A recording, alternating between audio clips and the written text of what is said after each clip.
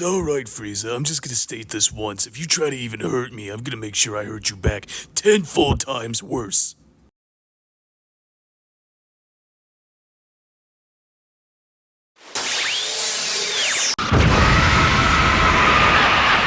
Look, okay, I thought it'd be a funny intro. Anyway.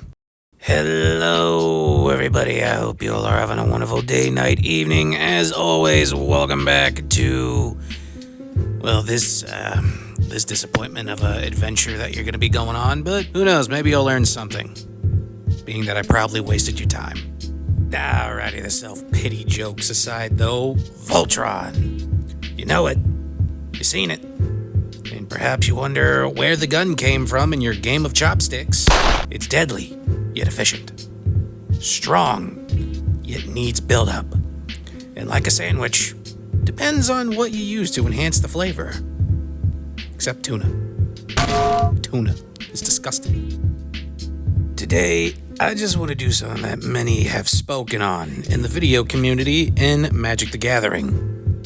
Yet to also become another +1 in the said community, because some of you will probably see this video and say, sure, why not? I thought if you're starting out in Voltron, you may want a video to help you, and if anything, to help you pick something new to maybe your commander collection, or just to start in Voltron in general. Even if it's the old or the new stuff. Now, I will state, I'm only going to talk about 5 cards that you can use as your strong, swingy thing. And if this video does do decent, and if you're curious what advice or feedback I'll give to you about your said Voltron commander, then please leave comments and like this video. Otherwise, I'll just do a part 2 whenever I feel like it. That's right. It'll be one of those projects if I'm that depressively motivated for your validation. So do it! Please and thank you. Anyways, before we move on, I just have some rules I would like to lay out, and don't worry, I will explain them as best I can as we go. Rule number 1. The commander cannot be too complicated, but also has to be easy to make. This is Voltron here, people. We're not here trying to make some complex math formula out of blue, black, and whatever feckin' shenanigans you're trying to add into Esper. This is simple and basic. Rule number 2. No going for pre-con commanders with equipment/enchantment tribal. Now, don't get me wrong, there's nothing wrong with these commanders. In fact, they're perfectly fine. But I'm trying to go back to what we normally do with Voltron and not try to make it obvious as ever. If you prefer those commanders, such as Cloud, Dogmeat, or maybe Stang, but I don't know, Stang's kind of different for the Voltron equipment enchantment tribal, I will admit, tree. I'm still just going to say you can watch a different video on how to upgrade those said commander decks. I'm not going to talk about those. But again, those are lovely Voltron commanders, just not what I'm aiming at. Rule number 3. No joke cards or some BS ones. They need to be real Magic the Gathering official cards. So, no big furry monster, okay? That stuff's in the unset. Probably couldn't even be legal anyway. It's literally 2 cards. And again, no proxies. Get your freaking Godzilla 2020 shine out of here, okay? Rule number 4. Remember, guys, it's Voltron. You can include other creatures, but our main focus is the commander damage, not threatening board presence. You can still have that. I mean, hell, I'm freaking a hypocrite myself. I made sure to add an infinite combo into my Voltron, which maybe one day we will get to, but I'm not going to tell you what that is right now. And rule number 5. Remember, you he, she's, and whatever the hell you are's, you're playing for fun. And you're a 1-person army. You're going to have to think when it comes to being into a 4-person pod. Because the moment you start to become more of a threat, players 1, 2, 4, or whatever the hell the numbers are definitely going to be looking at you if you pose more of a threat than the other player. Alright, an oldie, but yet still a goodie, even though this card was made in 2018, which is the only thing that surprises me the most out of it. Yargle, Glutton of Urborg, the classic 9/3 with nothing. Give me a pizza with extra cheese. Extra cheese. And hold the tomato sauce. Hold the tomato sauce. And hold the crust. Hold the crust. Hey, Jimmy, give me a cheese with nothing. Nothing. This was kind of almost one of the first commanders that almost made me go right into Voltron, but we have something made much more in store in the later future. But we're not going to talk about it. Anyway, this is a powerhouse of a commander that you want to swing tough with, but to also realize you got to buff him. I mean, look at that. 9-3, 9 good power, 3 defense, not good at all. You are the literal definition of a glass cannon that needs buffage. But that is the good news, because there's enchantments, equipments, and all sorts of random bullshit that will make sure that Yargle is strong as ever. Now, the only thing I can certainly state is that I won't tell you what, because I'll say that at the later point of the video, after I talk about 5 certain commanders that you can work with as your starter Voltron commanders and such. But other than that, though, I just want you to at least think here. This thing with unblockable, double strike, maybe with some counters, if anything, 2 counters to make sure that it's lethal with that double strike, is gonna make you feel things. Hopefully not questionable. Very much hoping not questionable. But do keep in mind, again, this is mono black. You do have bringbacks, kill spells, and a few good things to make sure that Yargle himself, or itself, whatever fecking thing this is strong as ever. But you gotta know how to play the giant spirit frog with an eating rate that makes the obesity rate in America look manageable. It's basically up to you on what you pretty much are gonna do with this dang thing. Your main thing, though, is to be wary of, again, Yargle's toughness. Boost that damn thing, or manage it. But always remember that a lightning bolt can kill a ghost. Somehow.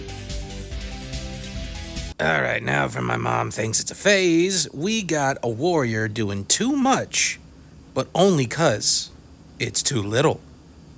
Rograkh, son of Rohgahh.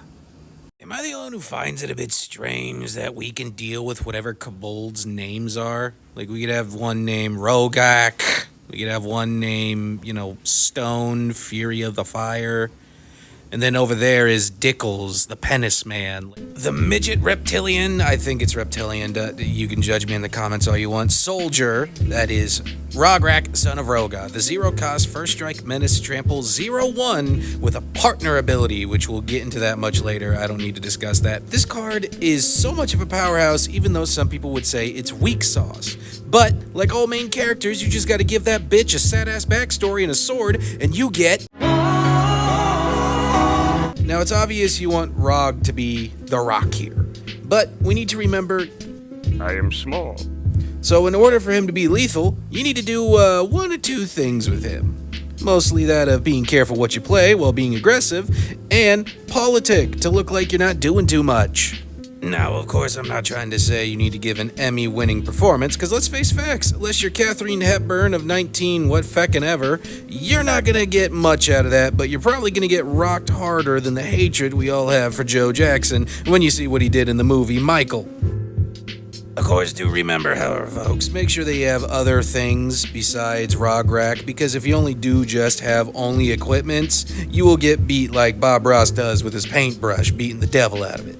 Shake off the excess thinner, and then just beat the devil out of it.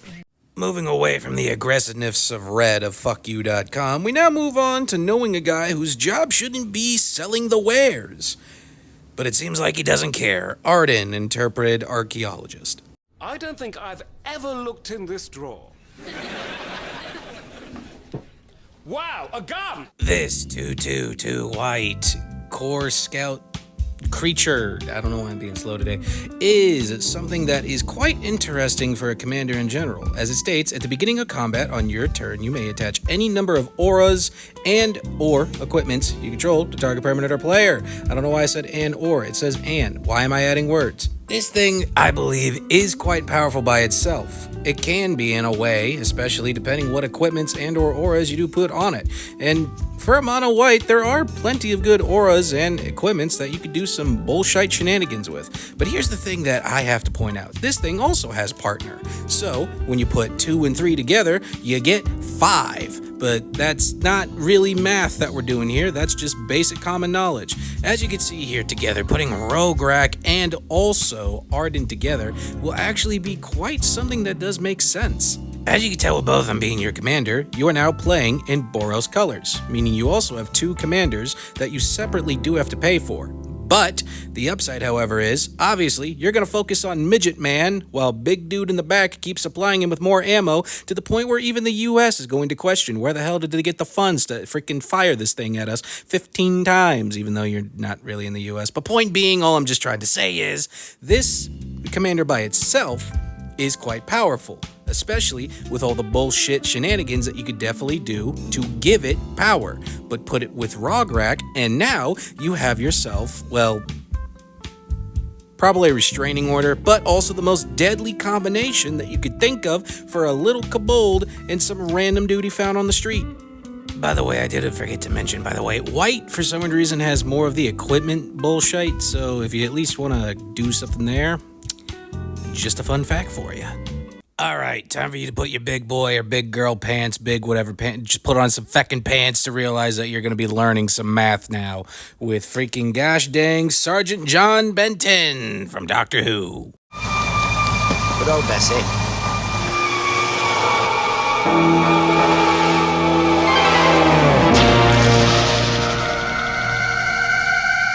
The Doctor Who companion, Sergeant John Benton, the 2-4 would trample in haste and share intelligence. Whenever Sergeant John Benton deals combat damage to a player, you and that player draw that many cards. This is a commander I wanted to show that not everyone has to be too much of a deadly powerhouse just to win your said magic game. Sergeant John Benton is what I would like to say is a little bit of group hug mixed with, yeah, you're gonna die if you get to 21. The thing about it is that some of you are probably sitting there going like, whoa, Top, what the hell is this damn thing? This seems like weak sauce. First of all, shut up. Here's some YouTube videos that do talk about this. I would definitely recommend you to them because I don't play this commander, but I do know for a fact as soon as I saw what this commander did, it's very helpful and very bullshit. Plus, one of the greatest things about Magic is card draw, and what's more advantageous, I think I said that word correctly, than negotiating with somebody saying, look, you take this damage, we draw that many cards. You good?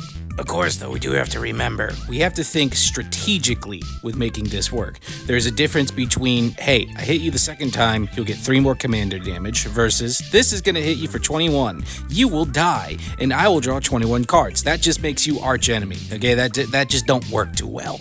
Again, I bring up this commander to let y'all think a little bit more because I don't want you to see every Voltron commander as just a deadly piece. I want you to see some Voltron commanders to make you think, and Sergeant John Benton, along with the next commander that I'm going to talk about, are ones that are going to have to make your gears grind to the point where I better see some smoke come out of that damn brain of yours, otherwise I'm going to think nobody's home.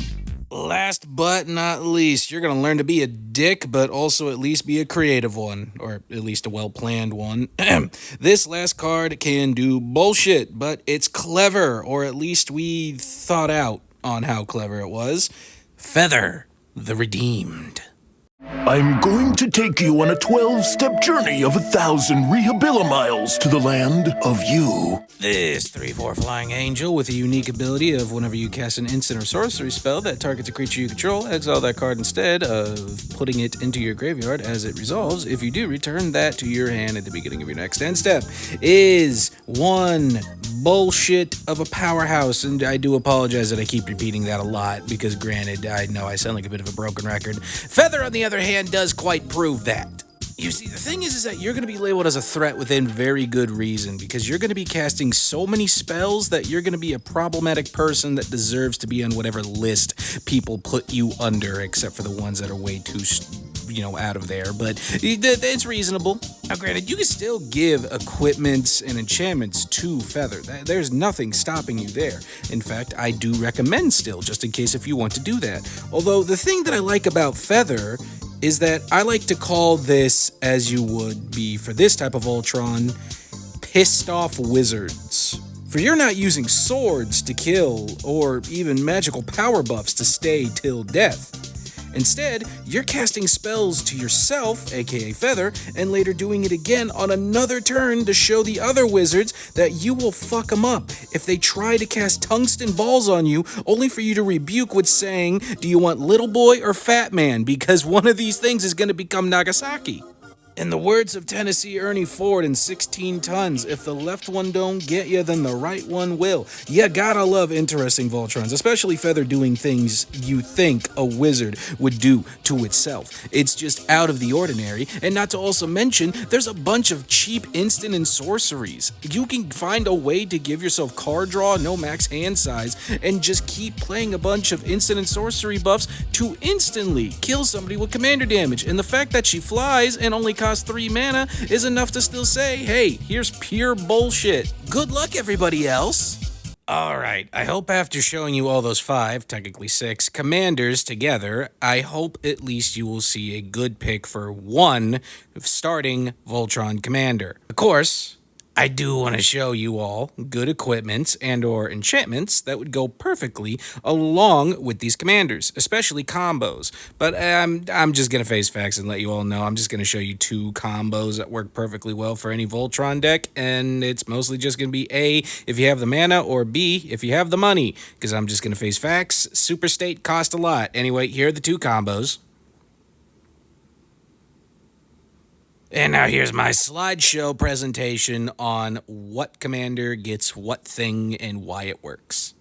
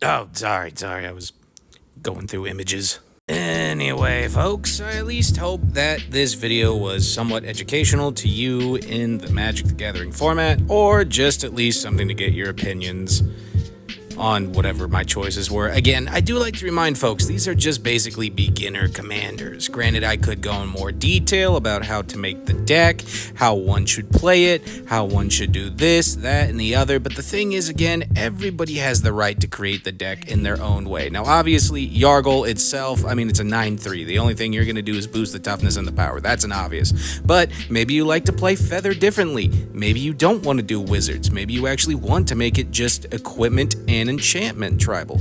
Maybe in a way you just want to play Sergeant John Benton very roughly instead of being friendly. And maybe in some way you're looking at Rograkh, you see Ardenn, you put them together, you make them a gay couple, or maybe just best friends and roommates, depends on how your story goes, whatever, I can't control you. In the end, I'm just happy to share these things with you. If you really do like these opinions, please let me know down below. And if you really don't, well, hey, again, let me know down below. I would love to know all of your opinions, Smoothskins, because it does put a smile on my face, the comments that I do get to interact with, or even read, just to get a very good idea of what your thoughts were and why they were like that. And again, if you did happen to really like this video, please do like, comment, and also if you like what you see here, subscribe. I do plan to make more Magic content, but of course I am a guy who does love doing vocal entertainment, so we get more than just Magic content. Variety. But in the end of all that, Smoothskins, I would just like to say thank you again for sticking around at the end of this video if you did. I hope you all have a wonderful day, night, evening, whatever it is again that you are going through. Remember to stay safe, and I will catch you Smoothskins on the flip side. Here's to hoping we can make a part 2. Even though I probably will, but again, that's only on my own pace if this video doesn't get enough traction. But that's okay.